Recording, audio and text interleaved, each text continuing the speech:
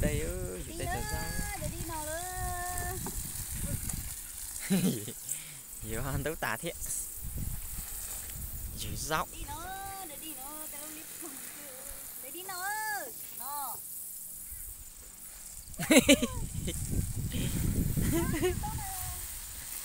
Đây dọc đây dọc. Đi nó sắp tới. Nó nè đi rồi. Có gió tè. Đi phải lo Mình hết. chỉ cắt cho su xem rồi. Đâu tiết đâu ạ. Cắt sập lỡ. Đây cả đây cả nữa. Đây cho rau thế. Đây cho sống. Gì on không à? Đi lùi nó xưa rồi ta chỉ trong xe ngơ này. Đây là nhìn mê thế. Mấy cả hay là có mau nồng đéo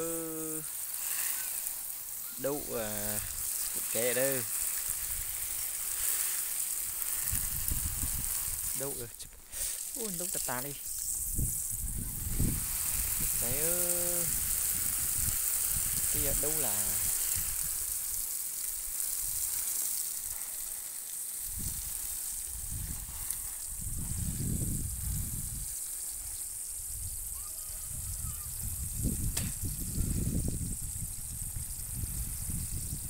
chả tậu hay chả rau rồi cái nó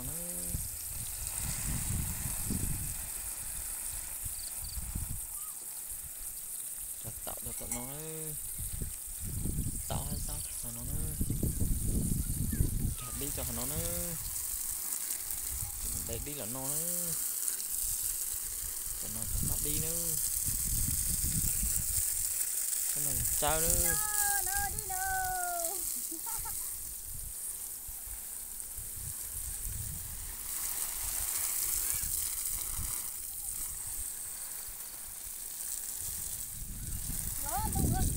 off phụ hay là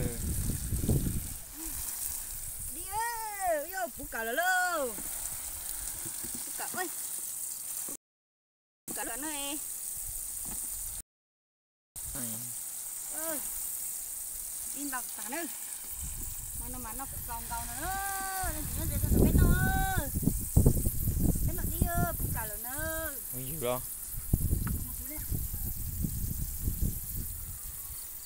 mình để ôi lo nói chuyện ta ơi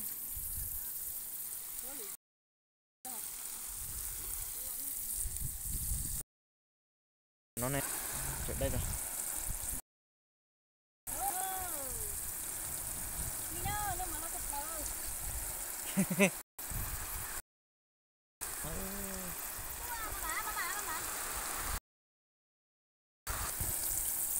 chỗ đây là thiết tán nó nữa nó đi mà tôi chỗ đây thì nó mà thiết tán nó để nó mà tôi khổ nữa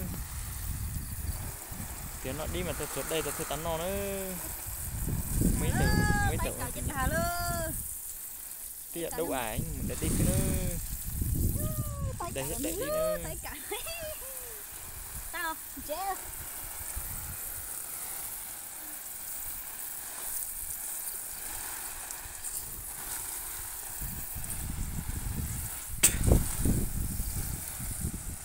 o tị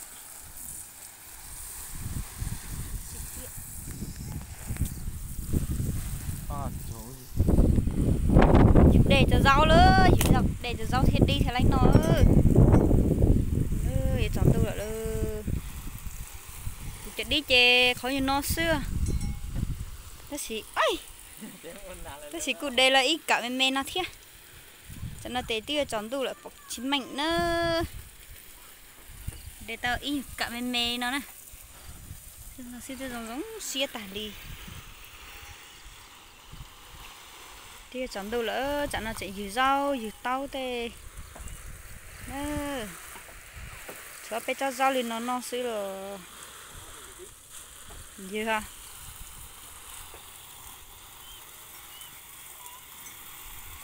cái lúc trẻ lúc họ nó mẹ nó xí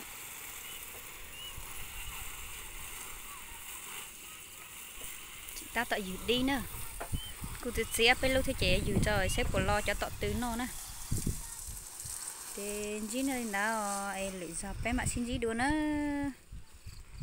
sẽ lựa dọc cho các đề lựa dọc đi nó cũng mạ thai cho nó say đùa